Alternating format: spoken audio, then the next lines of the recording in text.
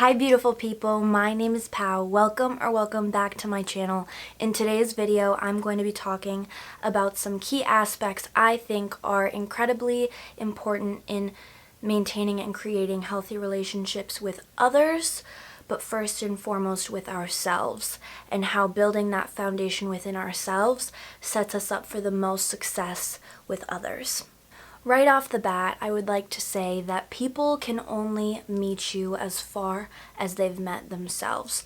And so this means that if someone in your life hasn't done the inner work, the shadow work, the awareness and holding space for themselves in their own life, it's going to be incredibly difficult for them to do that in a relationship with you, whether it be platonic, romantic, or otherwise. This is why I believe it is incredibly important to have a structure right off of the bat that you can fall back on when things don't go your way, when you're hurt, when you're sad, when life's not living up to all its love and glory and glitter. I think that it is imperative that we all have a set of guidelines that we follow to make sure that we come out better on the other side of whatever it is that we're dealing with. It's very important to realize that we are not our circumstances. We are not the pain, suffering, or sadness or difficulty that we find ourselves in. We are beings that are experiencing that suffering, but that is not who we are at our core self. We as people who inhabit this beautiful earth are worthy, deserving, and wanting of attention, allowance, affection, acknowledgement, and acceptance. These 5 things are all things that we each deserve, no matter what. It doesn't matter what kinds of mistakes you've made in your past. It doesn't matter who you've hurt or who's hurt you. We each deserve those 5 things. But that does not mean that people will always know how to give us these things properly. And that is because we all come from different backgrounds, cultures, dynamics, and situations, circumstances that shape us into early childhood, early adulthood, and then eventually into mature adulthood. So these dynamics and ways of living, if dysfunctional, can stunt us in future relationships if we are not willing to do the work to come out on the other side of whatever it is that is stopping us or inhibiting us from being our very best for ourselves and for others. It is our duty to accept that the people in our lives may sometimes not meet us where we would like them to. And in doing that, we can also acknowledge the fact that sometimes we may feel or be inadequate in the eyes of others. And the sooner that we accept this truth, the sooner things can begin to change and become better. Sometimes the acceptance of a situation or reality or the fact of the matter can bring about change. Someone thought it would be a good idea to power wash as I decided to film this video, so bear with me please. One of our biggest challenges as people is to learn how to give what we need to ourselves. More often than not, we seek what it is that we desire in external factors, whether that be objects, jobs, raise, bonus at work, new living situation, romantic partnerships, friendships, etc., etc. It's like we're constantly trying to escape our inner dialogue to feel better, and we use others as a form of escaping, suppressing, or alleviating the root of the cause, the root of us even feeling as though we need that constant reassurance or attention or acceptance from somebody else besides ourselves. And that realization is a quite powerful one that I've had in recent times. I believe that the closer we get to knowing what it is that we want and what it is that we need, the less desperate we are to have those things, to look for those things, and to obtain those things. Because in doing so, and in making peace with whatever it is that we are seeking, we can find a way to internalize it. And in those small moments in between whatever it is that we may be dealing with, if we take a deeper, closer look, we could even find a solution that comes from within. And I'm here to tell you that, believe it or not, despite your emotions and feelings, past traumas, childhood wounds, etc., you have absolutely everything that you need already. And it all comes from within. A deep-rooted knowingness in that you are whole and that you came here completely perfectly on your own. You'll leave here completely perfectly on your own, and that love that we get to share with other humans along the way is absolutely incredible and oh so special. But as humans, we're gonna fuck up sometimes, and we're not going to show up as we should some days, and people are going to let us down, and we're not always going to be loyal and loving all of the time. But that is the part of the beautiful human experience. And as soon as we learn how to combat the pain associated with the betrayal of others and the downfall of our own doings to others, we get closer to a sense of peace and enlightenment and betterment for ourselves and our future relationships. So now I would like to share with you a few things that I like to implement in my life to ensure that I am doing my best so that I can also give my best and receive my best.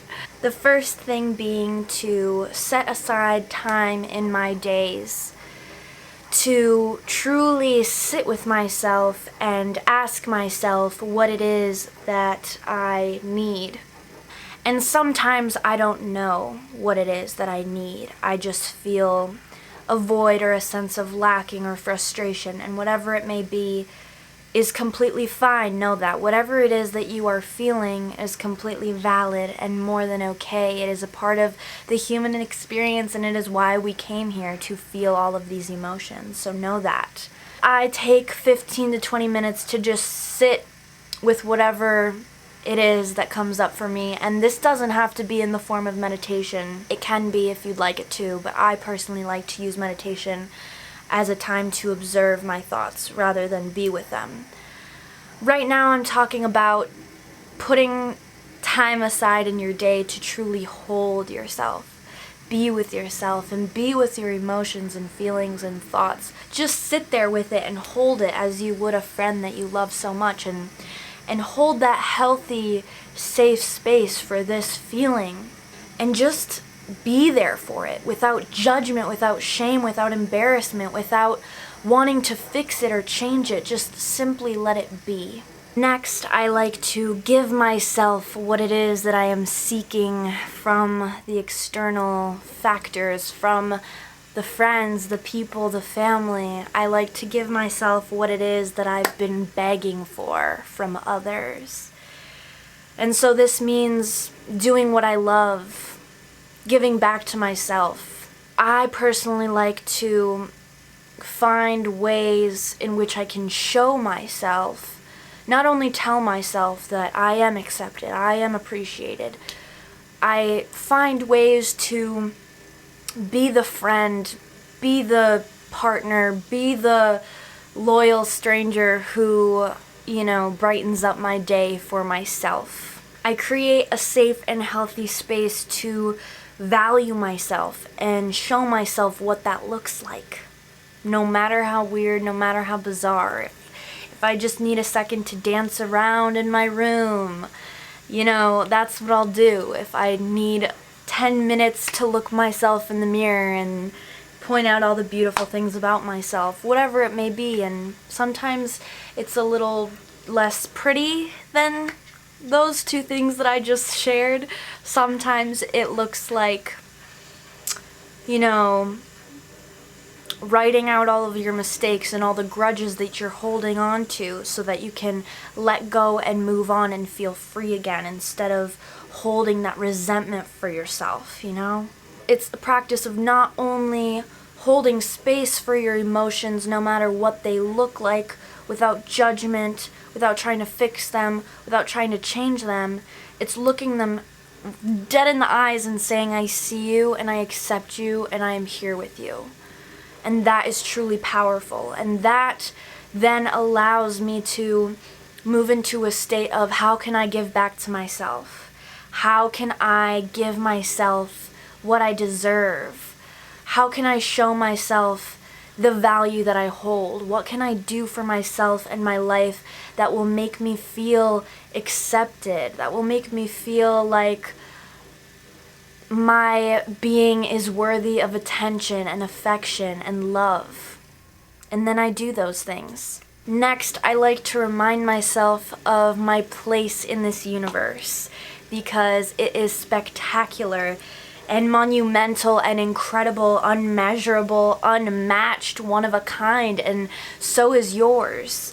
I think sometimes we get so caught up in the tangible of things, we forget that we are spiritual beings having a human experience, not human beings having a spiritual experience. So when I ground myself and center myself and I put my toes in the dirt and take a walk around barefoot in the grass, or surround myself in nature, or look up at the sun, or just make a mental note of a zoom out bird's eye view of the little speck that I am in this big, big, big, big world, it puts things into perspective. And it is so reassuring in that I am enough no matter what, no matter my circumstances, no matter my pain, my suffering, the things that I don't quite know how to grapple with at the moment. I am bigger than anything that this life could throw at me, and I have the tools to come out better on the other side. And the best part about it is that I know this because of the last few steps that I took. So now I know that everything I'll ever need, I can find within. Then I like to remind myself that people are not a sense of fulfillment, and they never will be, whether it be the person that you are so in love with, going to marry, are married to. These people will never be able to give you everything that you deserve, everything that you need, everything that you desire, because all of that should come from you. You should be the one watering the flower that you are. And yeah, there will be other people who see the beauty in your blossom and who want to help you grow and succeed and see the sun. And for those people, you should be absolutely thankful and so gracious towards, but you can't expect others to water your flower. You are your own flower. You need to photosynthesize on your own. You can't expect the plants surrounding you, although they love you and spend so much time with you, to do what is best for you. Only you can do that. Only you have the perspective of what it is that you want to become and what you want to aspire to in this life. And at the same time, you are the only one who knows how to get you there, who knows how to blossom in your youest way, you know? Like, no one will ever know what it is like to be you and to embody the beautiful energy and unique magnificence that you are. The next one is to get into nature, okay? The answer for me always seems to be nature, because if I'm happy and feeling so much gratitude and love, going into nature only enhances that. And it only reminds me of the goodness that I already feel. But if I feel despair and hopelessness, I go to nature, I look to nature, because it is a reminder of how beautiful I am. Because we are one with nature. And nature is our nature. So if you take a look at nature, you see the resilience and the consistency that nature does, and has, and creates. And then it reminds me in that I am fully capable of rebirth, renewal, and rejoice as well. And it makes me feel like one with the earth, with my peers, and with myself, most importantly.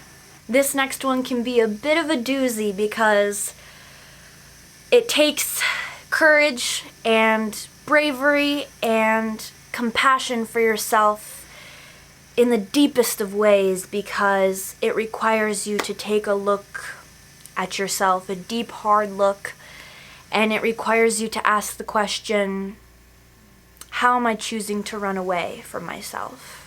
How am I choosing to escape the things that are hard for me to feel, endure, or fix? This comes in lots of different shapes and sizes. For some, it's addiction.